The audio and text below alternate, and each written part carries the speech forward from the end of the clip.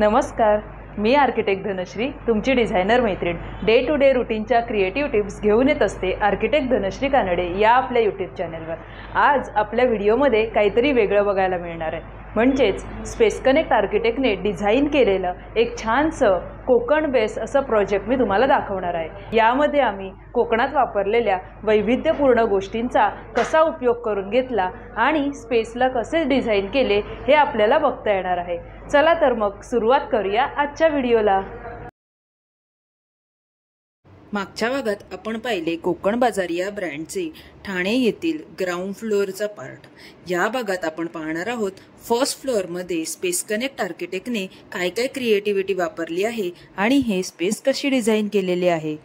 Ground फ्लोअरचा video पाहिला नसेल तर त्याची लिंक मी डिस्क्रिप्शन बॉक्समध्ये देत आहे, तेही तुम्ही नक्की पहा. तुम्हाला तुमची कोणतीही स्पेस शास्त्रीयदृष्ट्या डिझाईन करून घ्यायची असेल तर वन स्टॉप सोल्युशन म्हणजे स्पेस कनेक्ट आर्किटेक्ट्स. आमचे सगळे डिटेल्स मी डिस्क्रिप्शन बॉक्समध्ये देत आहे. लगेचच तुम्ही आम्हाला कॉन्टॅक्ट करू शकता. कोकण बाजार हा एक थीम बेस्ड प्रोजेक्ट आहे. कोकण बाजारने कोकणातील सर्व पदार्थ, वस्तू, लाकडी खेळणी अगदी पारंपरिक महत्त्व राखून ग्राहकांना उपलब्ध करून दिलेले आहेत. पारंपरिक पद्धती आणि आधुनिक सादरीकरण याचा सुंदर मेळ घातला आहे. इंटिरियर डिझाईन करताना या सगळ्याचा खूप बारकाईने आम्ही विचार केला. त्यामुळे ग्राउंड फ्लोअर आणि फर्स्ट फ्लोअर अशी स्पेस असल्याने सर्क्युलेशननुसार ऍक्टिव्हिटी डिवाइड केल्या आणि त्यामध्ये प्रोडक्ट डिस्प्ले ग्राउंडला आणि स्वयंपाकघर, उपहारगृह म्हणजे स्नॅक्स एरिया फर्स्ट फ्लोअरला असे ठरवले. फर्स्ट फ्लोअरचे प्लॅनिंग करताना यात क्लायंट रिक्वायरमेंट काय होती हे समजून घेतले. त्यांनी आम्हाला फक्त स्वयंपाकघर वर असावे असे सांगितले, परंतु आम्ही त्यात स्वयंपाकघर, sitting area, circulation space, handwash area, toilet अशा रिक्वायरमेंट फायनल केल्या. सुरुवात करूया किचन एरियापासून. किचन डिझाईन करताना त्यातील ऍक्टिव्हिटीचा विचार करणे खूप गरजेचे आहे. कमर्शियल किचन आणि रेसिडेन्शियल किचन असे यात दोन प्रकार असतात. किचन प्लॅनिंगचा व्हिडिओ तुम्हाला पाहायला आवडणार असेल तर पटापट कमेंट करा आणि मला सांगा. किचनमध्ये ही सगळ्यात महत्त्वाची अशी स्पेस असते. यात एका वेळी खूप साऱ्या ऍक्टिव्हिटी होत असतात, म्हणूनच याला आपण ऍक्टिव्हिटीनुसार डिवाइड केले. याला आपण 3 एरियामध्ये डिवाइड केले: वॉशिंग एरिया, प्रिपरेशन एरिया आणि सर्व्हिस एरिया. यानुसार आम्ही किचनमध्ये असे झोन्स तयार करतो.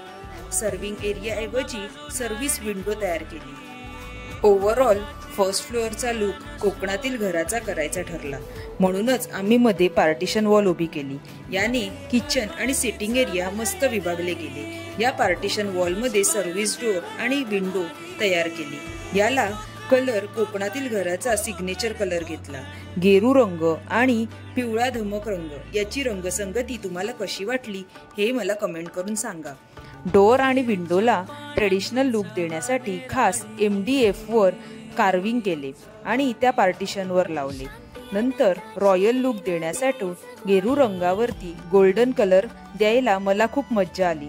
या दोन्हीसाठी छान असे ब्रासचे अँटिक हँडल विकत घेतले. कस्टमाइज अँड पर्सनलाइज टच देण्यासाठी स्पेस कनेक्ट आर्किटेक्ट नेहमीच तयार असते. खिडकीच्या शेजारी म्हणजेच बॉर्डरला छान छोटीशी ट्रेडिशनल डिझाईन मी काढली. त्यासाठी कॉन्ट्रास्ट गेरू रंगाचा वापर केला. आर्टिस्टिक टच द्यायला मला खूप आवडते आणि क्लायंटने सुद्धा आमच्यावर खूप विश्वास दाखवला. कोकणातील घराचा लुक द्यायचा तर ट्रेडिशनल कवले म्हणजेच मँगलोर टाईल तर हव्याच. खरीखुरी कवले वेंगुर्ल्यावरून मागवली गेली. ती थोडीफार जुनी असल्याने या मँगलोर टाईलला व्यवस्थित असा रंग दिला. दरवाजा आणि खिडकीच्या वर स्टीलचे स्लोपिंग फ्रेमिंग करून या अँगलवर ही खरीखुरी कवले फिक्स केली. कशी वाटली ही आयडिया? आवडली का? सिटिंग एरियासाठी पण वुडन बेंचेस किंवा वुडन लुक असलेले फर्निचर करायचे ठरवले. साईजनुसार लुक असलेले फर्निचर अरेंज केले. आता महत्त्वाचा भाग म्हणजे लाइटिंग. लाईट पण ऍक्टिव्हिटीनुसार डिवाइड केल्या. किचनमध्ये ब्राईट पॅनल लाईट्स, काउंटरला टास्क लाईट लावल्या आणि सिटिंग एरियामध्ये नॅचरल व्हाईट लाईट लावल्या. ॲम्बियन्स क्रिएट करण्यासाठी हँगिंग लाईटचा वापर केला. लाईटचे कव्हर खास बांबूचे घेतले. चटईच्या पॅटर्ननुसार ते विणून घेतले. लाईट्स असे निवडल्यामुळे पूर्ण स्पेसमध्ये इक्वल लाईट डिस्ट्रीब्युशन झाले आणि ट्रेडिशनल लुक पण आला. आता अजून एक महत्त्वाचा पार्ट म्हणजे डेकोरेशन. वॉल डेकोरेशन करण्यासाठी आम्ही प्राधान्य दिले. कोकणातल्या घराचा लुक देण्यासाठी वॉलवर विंडोचे कटआउट्स लावायचे ठरवले. यासाठी आधी आम्ही खऱ्याखुऱ्या विंडोच्या फ्रेम शोधत होतो, पण त्याच विंडो फ्रेम्स छान पॉलिश करून लावायचेही ठरवले. परंतु साईजनुसार, आवडीनुसार सेम साईजच्या सेम विंडो मिळत नव्हत्या. अशा जुन्या विंडो फ्रेम्स कुठे मिळतात हे तुम्हाला माहीत असेल तर पटापट कमेंट करून सांगा. यावर मग आम्ही मस्त सोल्युशन काढले. विंडो फ्रेम्सचे डिझाईन MDF वर ड्रॉ करून आउटलाईन कट करून घ्यायच्या ठरल्या. त्यानुसार कट करून त्याला रंगवले.